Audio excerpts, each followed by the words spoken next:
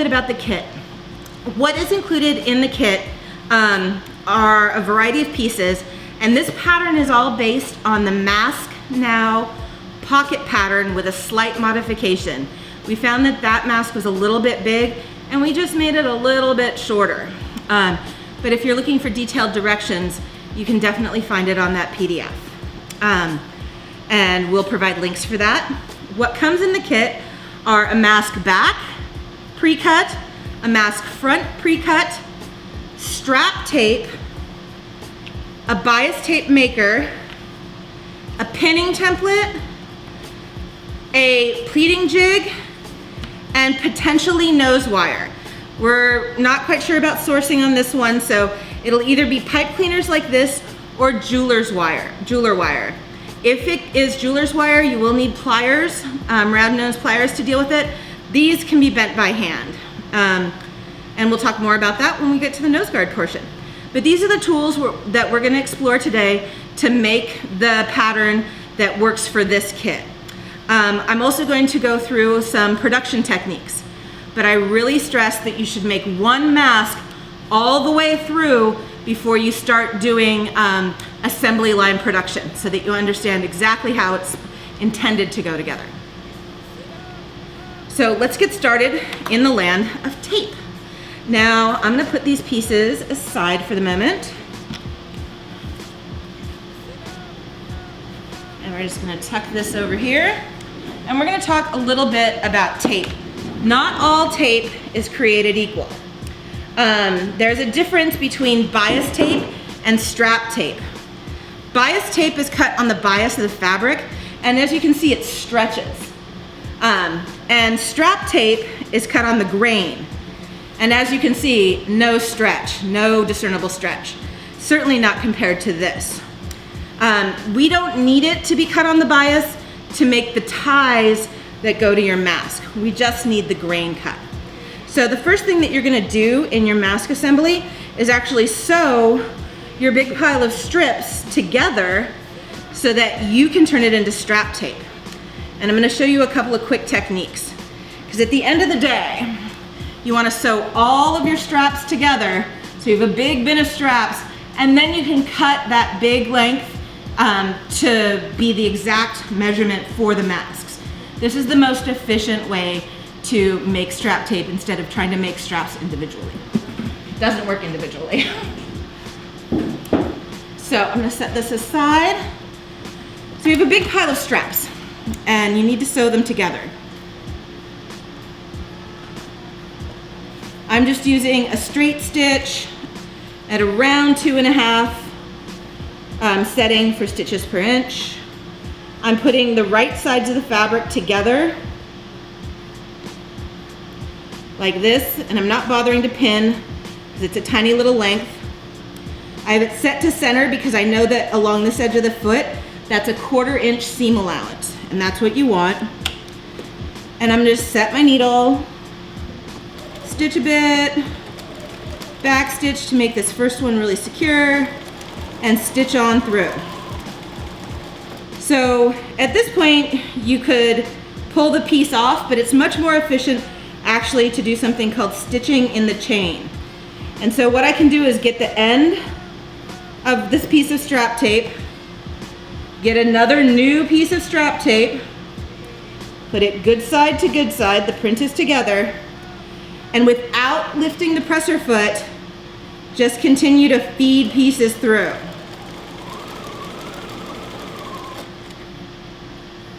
And this will go pretty quickly. You just bring up the next piece,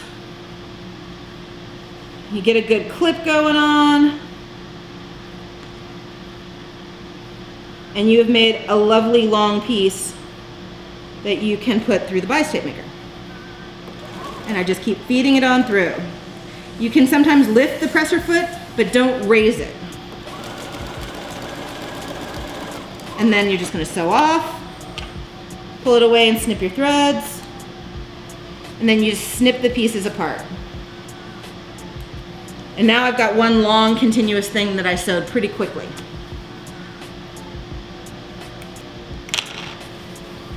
Nice long strip. And it'll seem like you have this giant amount of strip to sew together, but when you sew in the chain like this, it goes pretty darn quickly. Now that you've done this, you need to set yourself up to make your bias tape, or your strap tape I should say, on an ironing board. You're going to need your bias tape maker and a couple of long straight pins for this to go well, and an iron. Let me set this aside. Let's plug in my iron.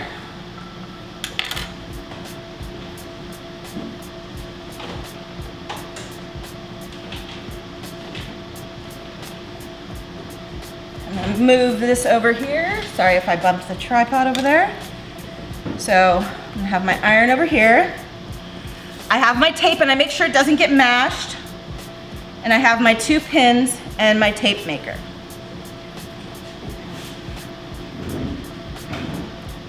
And you want to make sure that this doesn't get twisted so much. The neater that you can keep this, the better off you are. So with the good side down, I'm going to take this tape and feed it into this jig and use one of my straight pins, and I'm just using a pin to feed it all the way through to the front of the tape maker. You'll see it, you just kind of move it along until you have something you can grip, and you want to make sure that you're staying flat as you're coming through the tape maker, and it'll come out nice and folded. Like that. Yay! And now you don't have to hand fold any of that. One of the tricks that I like to use when I do this is I will take something and pin a piece of string across here for 2-inch tape, and for 1-inch tape I'll just use the extra long piece right there because you want it to feed straight. For 2-inch tape, if I'm not going to pin string across or thread across, I'll just use my hand to keep it straight. And then we've got our iron, and I'm setting it to the highest setting it can go without steam. You don't need a ton of steam for this. It just isn't necessary. But you do want this to feed through quickly. Now, waiting for this to get hot. It's pretty good. I'm gonna press my first little bit like that. I'm gonna pull it back. I'm gonna press my next little bit. You can see it's a nice little bit of tape going on there. Got some more tape coming through. And now, once you are on the other side of your iron with your pressing, notice I'm not going across it, I'm pressing down, I'm coming up and down. You want to try to minimize the drag, but it's not so important with strap tape as bias tape.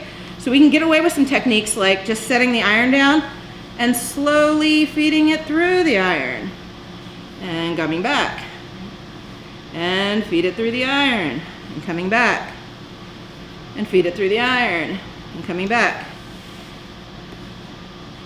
And you're just deep in tape town right now. And I just make tons and tons of this tape.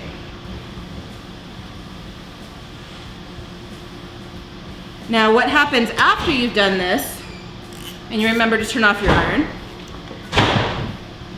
is I'm just gonna snip this off because I'm just gonna do a demo for you, is you've cut you've done your giant lengths of tape and you're fine.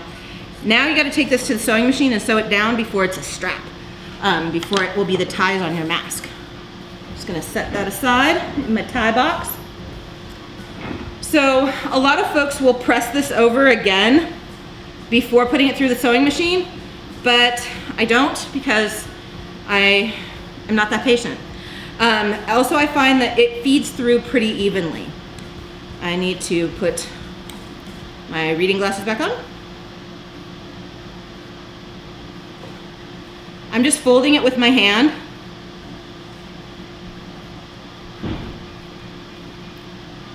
And then I'm setting the needle over to the edge, the open edge, because that's where I want to sew it down. It doesn't have to be like right on the edge, but pretty close. So I just one to the right off center. Sew it down a little bit. Back tack it so it's nice and even. And then just keep folding and sewing, folding and sewing. folding and sewing. Now if you did this individually, it would go really slow for the 20-inch lengths. You might have to join multiple pieces, but you really will get into a pretty good rhythm and be pretty efficient. And you can start laying on some speed here on the machine.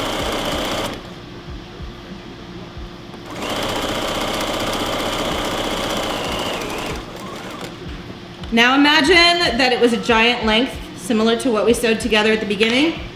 Your end result is going to be something similar to this nice bundle of strap.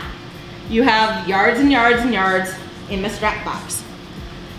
Once you've done that, you want to set your bias tape making accoutrement aside and measure off 20-inch lengths for each mask. Now, each mask needs 4 straps. One of my little cheating techniques is just to use some tape. And I have, where's my measuring tape? I have pre-measured and used some masking tape to determine my 20-inch lengths. And one of the things that I do, because you never remember, is that you should mark your tape. So what side is the tape measurement on? So I know that this edge of the tape is 0 and this edge of the tape is 20. It's measuring 20 inches. And now I don't have to get out the measuring tape every time I do that.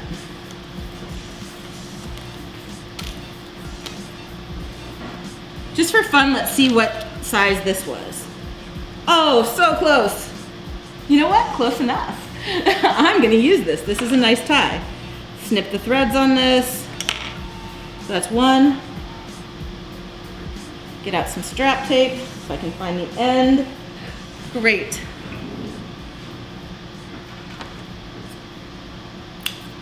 Two.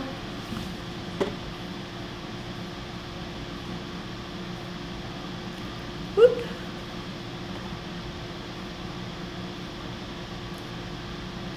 3.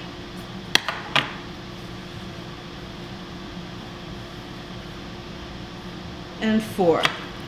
Now very often I will just cut miles and miles and miles of this so that I can just pull them from a pile of pre-cut, pre-measured things all at once. But you will organize yourself as you see fit. Now it's time to start assembling our mask. You're going to have a front and a back. If possible, make them out of 2 separate patterns or make them look a little bit different from each other because it's better for the wearer. Please know that it's really easy to get the rectangles confused. So you want to make sure that you're working on the 9-inch side because the 9-inch is the width of the mask. The height of the mask for the inside is 8.5, and the height of the mask for the front side is 10 inches. So just make sure that that's what you're working with. And what I'm going to do is I'm going to put good sides together and line up the bottom corner like this. And then I'm going to use a placement jig, which we've made here. And what it's doing is it's 9 inches wide, and I need to know this 3-inch gap because that's where the pocket's gonna be. And so I want to bring that up here, and I want to throw a pin in each one of these edges because this tells me where to stop sewing. Because if I sew across that, there'll be no pocket. So I'm just going to throw a pin in both of those spaces. And the small gap is not what you're looking for right now. You want the 3-inch gap. So I noticed I was a little bit off there, so I'm going to move it over. And now that I have this done, I need to sew across here, from here to here, and from here to here with a 1/2 inch seam allowance. Now, if you're not sure what is gonna happen on your machine with your seam allowance, get out a ruler and measure from where the needle comes down. Now, I'm gonna reposition the needle to the center. I'm gonna drop the foot. gonna drop my needle so I can see where that is, raise the foot, and I'm like, there's the 1/2 inch mark. So I know this mark on my machine is the 1/2 inch seam allowance.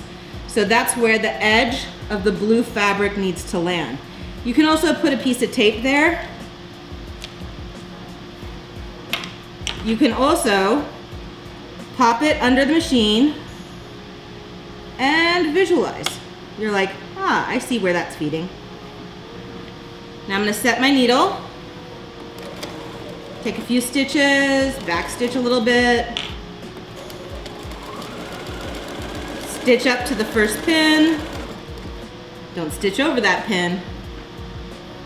Broken needles are no fun. Back stitch so that it's secure.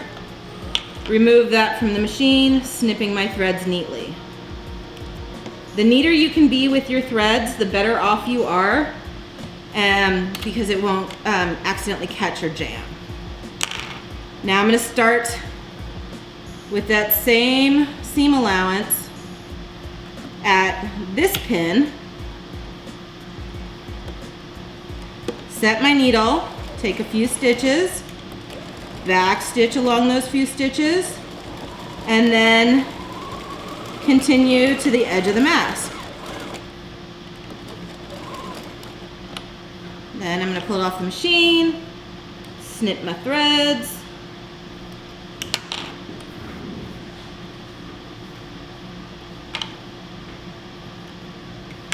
and now this gap that we just sewed will be the pocket so that people can put filter material in there. So I'm just turning that back and I'm just pressing it with my hand. And I can see I've got a nice 1/2 inch seam right there.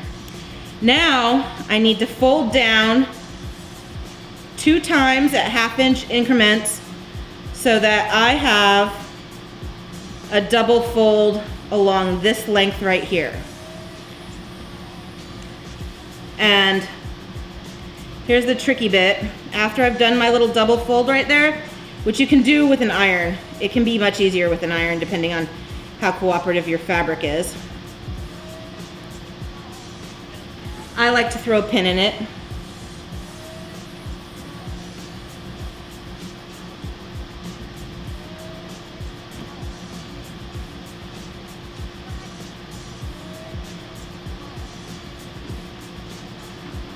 And like I said, pressing is always an option. And then you're gonna set it out flat like this. Because at this point, you need to sew along this edge, leaving a smaller pocket. But you wanna make sure not to catch this here. And in fact, I'm feeling the iron with this fabric. So I'm gonna pull my pins, and you can use your judgment. So I'm making sure to roll that other seam back, because you want to get that out of your way. And just give that a little press right along that edge.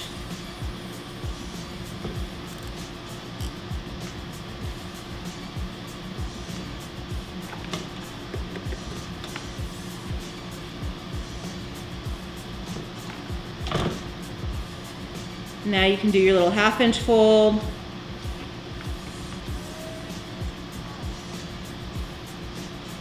Give them a good press. 1/2 inch fold one more time. And it's just gonna come to right before the stitch line. You're not trying to make it cross over the stitch line, just so you know.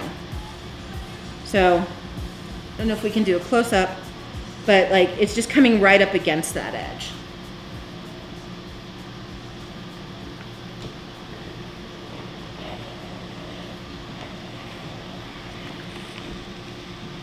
And you want to make sure that this blue edge is folded back. That's super, super important for this next step.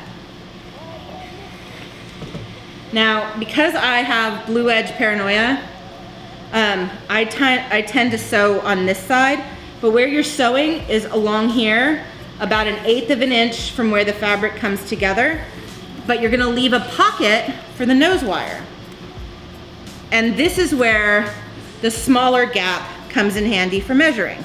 So what you're doing is you're matching up the the smaller slot and you're putting in your pins to mark where the pocket goes so you don't sew over that spot. And you're sewing an 1/8 inch seam down here, stopping here and then continuing here.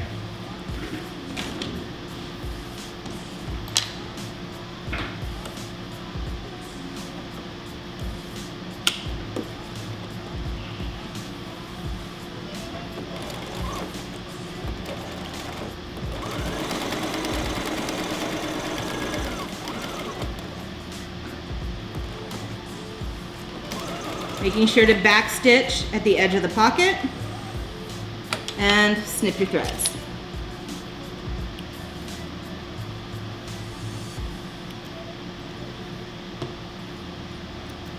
Always with the thread snipping. Start again at the second pin.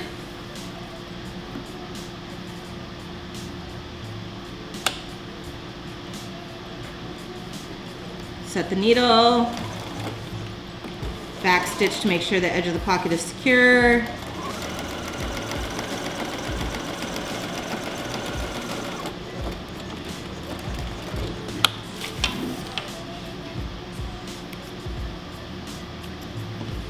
And now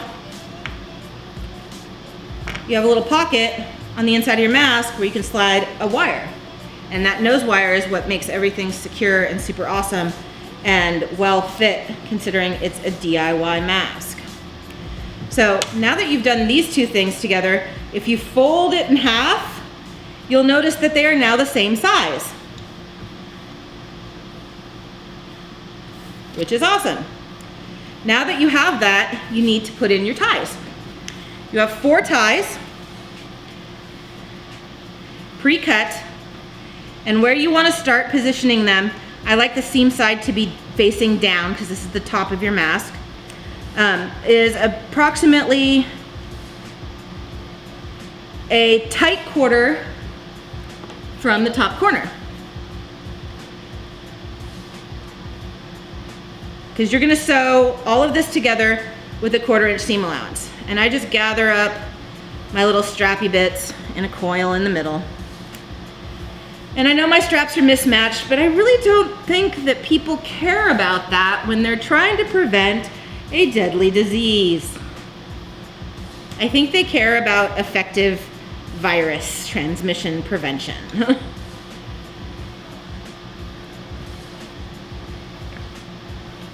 On the bottom, you gotta make sure to give at least a 1/4 inch seam allowance. Maybe a little tiny bit more because you're gonna sew that close there and you don't wanna catch it.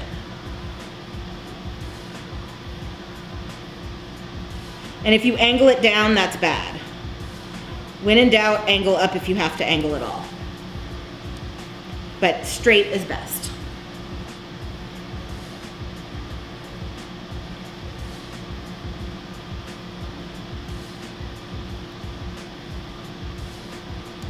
And you want that, all those little strappy bits neatly on the inside.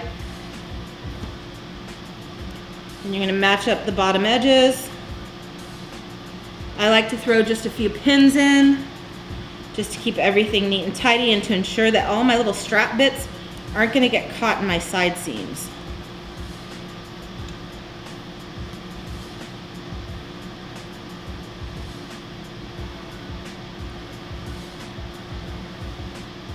Make sure this is folded in half neatly up here.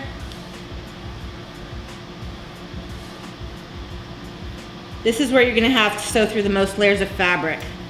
If your machine stutters on that, then go slow.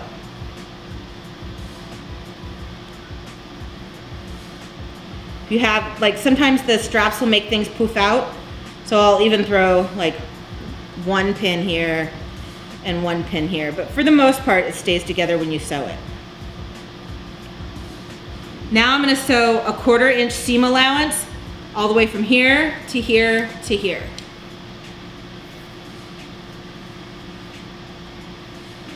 Which means I need to center position my needle, set my needle, and remove my pins, and I can feel the strap underneath, so I'm making sure to hold that steady.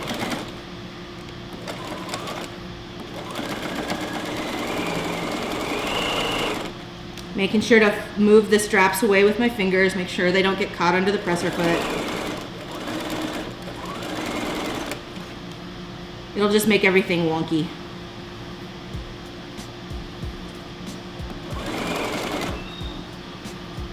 I'm gonna come down to the corner, set the needle, turn the project, make sure all my things are lined up, and I can even tuck my straps in a little bit more.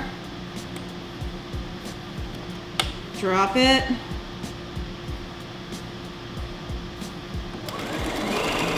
And continue.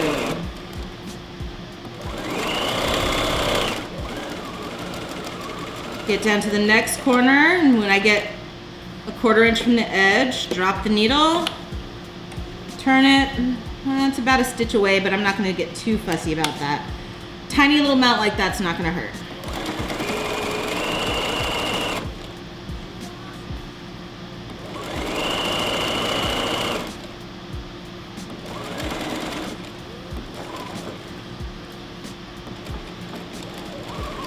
Come up here where it's nice and thick again, a little back tack.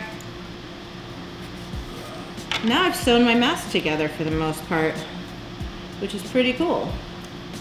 And it's got all kinds of features. At this point, make sure that you've snipped all your threads. You don't want any of these getting caught. Yay. Now I'm gonna take a pair of regular scissors. I'm gonna come down and pull off any excess strap, and then I'm gonna cut the corner here, but I'm gonna make sure not to get into my stitching, because this is excess fabric in the turn.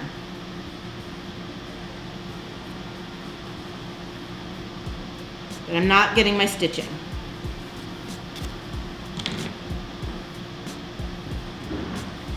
Now I can reach into my pocket, pull the straps, and turn it right side out.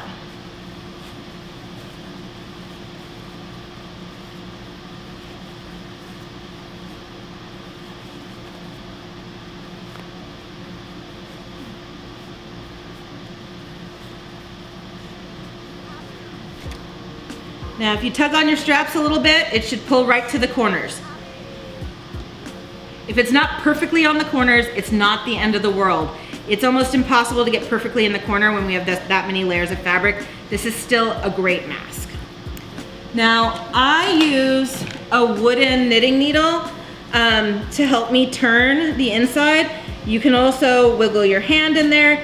Anything that's not gonna puncture or tear the fabric will work. But I'm just trying to get all my corners turned properly. See how they're nice and sharp up there, and everything's nice and flat, and I'm kind of pressing it with my hand. And then I'm gonna take it over to my ironing board and give it a little press. You don't have to do this if you have magnificent like finger holding sewing skills and you're just wicked good at this, but I find that it goes faster if I just give it a little press. And if for some reason the fabric rolled when you were folding it in half, see how it rolled here? You can get a pin, go to the seam, and just kind of pull that out. And then press it down. You don't want to lose a whole bunch of fabric just because it's folded in.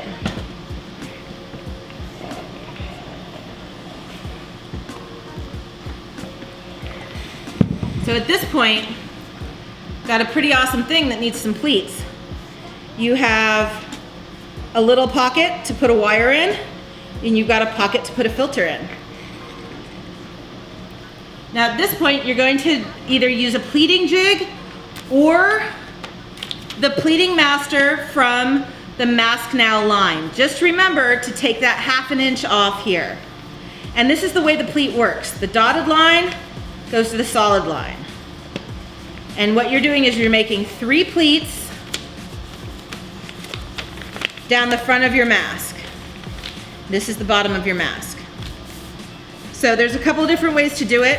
You can also use a pleating jig. Using the Mask Now pattern, and I've cut off the top of the inch, I match the top of my fabric, or the top of my mask. I match the top of my mask with the top of this pleating guide.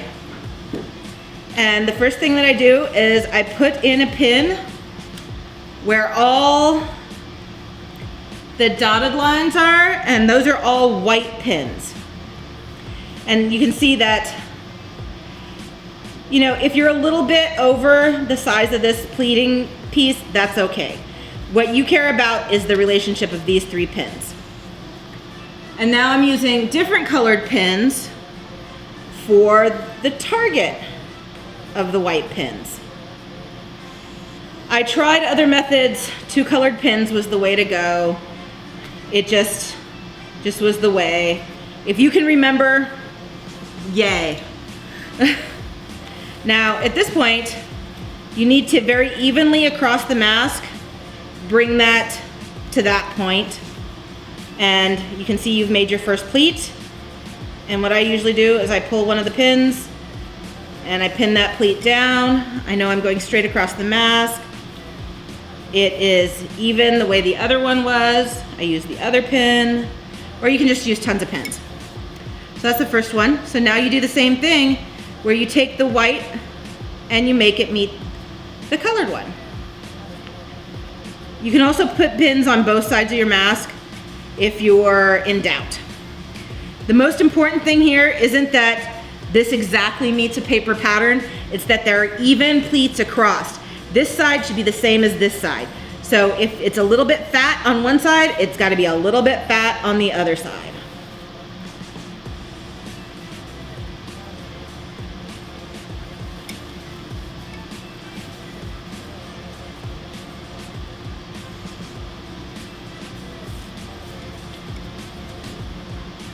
And then you take your last pleat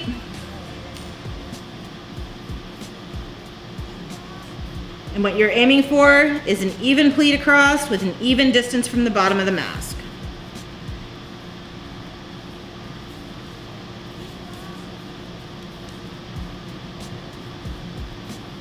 Throw this pin in here. And you can see that these are 3 fairly even pleats. More importantly, they're even to each other across the mask. Then you sew down at approximately a fat 1/8 of an inch across those pleats.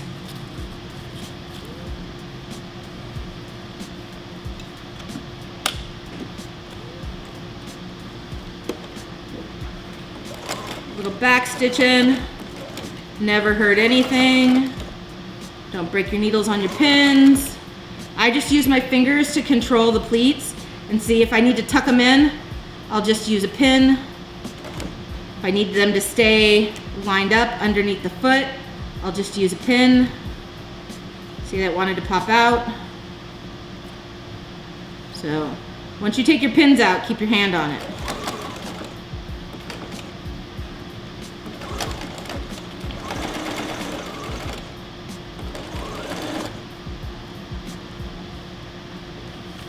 So a fat 1/8-ish. If you go as far as a 1/4, that is totally fine. You don't want to go like a 1/2 inch or more though, because you'll like remove filter area.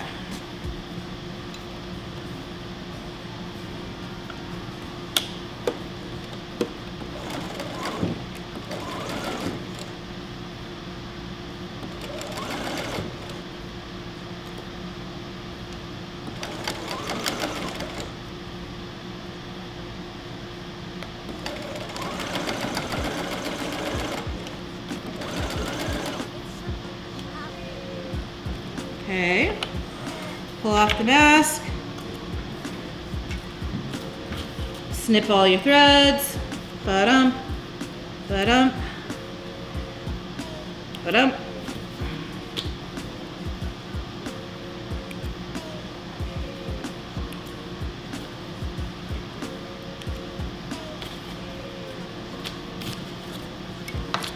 Yay, now you need a nose wire. I'm gonna use a pipe cleaner. This is a 12-inch pipe cleaner. I'm going to fold it in half, give it a good twist so it's firmly together, keeping it nice and straight, making sure that any pokey ends are definitely pinched into the chenille. I'm going to go into the little pocket we made, and I'm going to slide the nose wire into the top. I might have to bend it a little bit to get it into the other side, but that's okay. And then once it's in, it'll be a little bit uneven, and so I'm going to wiggle it into position. If you want, you can stitch here, but I find that for removing and putting in nose wires, it's better not to, and the user's gonna adjust that to their nose anyway. They're gonna adjust that however they want. And see how you can get a really good fit, and that nose wire is gonna keep that pocket closed. And there you have it. You have a completed mask.